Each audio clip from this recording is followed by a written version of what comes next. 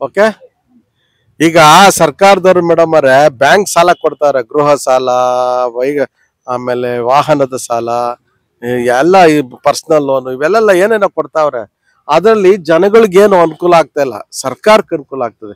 ಕಾರಣ ಏನು ಅಂದ್ರೆ ಇವಾಗ 9% 10% 15% 12% ಇಷ್ಟಕ್ಕೆಲ್ಲ ಕೊಡ್ತಾವ್ರೆ.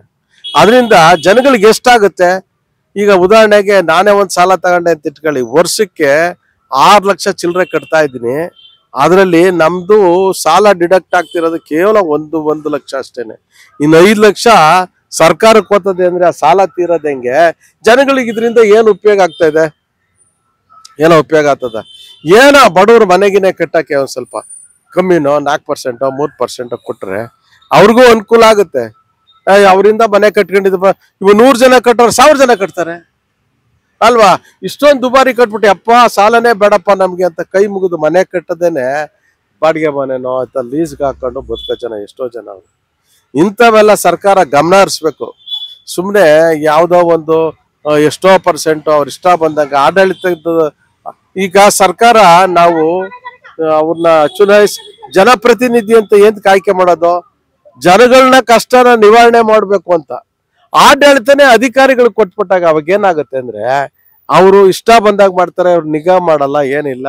ನೋಡ್ಬೇಕು, 10% ಕೊಟ್ರೆ ಅವ್ರಿಗೆ ಎಷ್ಟು ಭಾಗ ಉಳಿತದೆ, ಸರ್ಕಾರಕ್ಕೆ ಎಷ್ಟು ಬರ್ತದೆ, ಬ್ಯಾಂಕ್ ಎಷ್ಟು ಹೋಗುತ್ತೆ, ಆ ಹುಡುಗ ಎಷ್ಟು ತೀರ್ಸ್ಬೇಕು, ಯಾವಾಗ ಉದ್ಧಾರ ಆಗ್ಬೇಕು ಅನ್ನೋದನ್ನ ಇವೆಲ್ಲ ಯೋಚನೆ ಮಾಡ್ಬೇಕು. ಆದ್ರಿಂದ ಅವ್ರೇನ್ ಮಾಡ್ಬೇಕಪ್ಪ ಅಂತಂದ್ರೆ ಆ ಲೋನ್ನ ಪರ್ಸೆಂಟೇಜ್ ಕಟ್ತಾರಲ್ಲ ಈ ಬಡ್ಡಿನ, ಅದನ್ನ ಕಂಪ್ಲೀಟ್ ಬೇಡ, ಒಂದು 4%, ಒಂದು 3%, 5%. 5% ಅಂದ್ರೆ ಜಾಸ್ತಿ.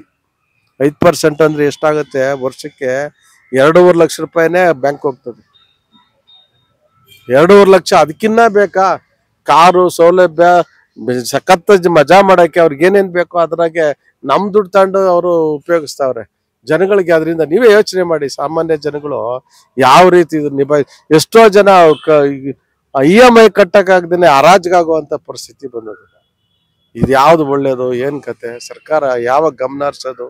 ಎಲ್ಲ ಹೋದ್ಮೇಲೆ ಹೊಸದಾಗಿ ಏನೋ ಸೃಷ್ಟಿ ಆಗ್ಬೇಕೇನೋ ಗೊತ್ತಾಗ್ತದೆ.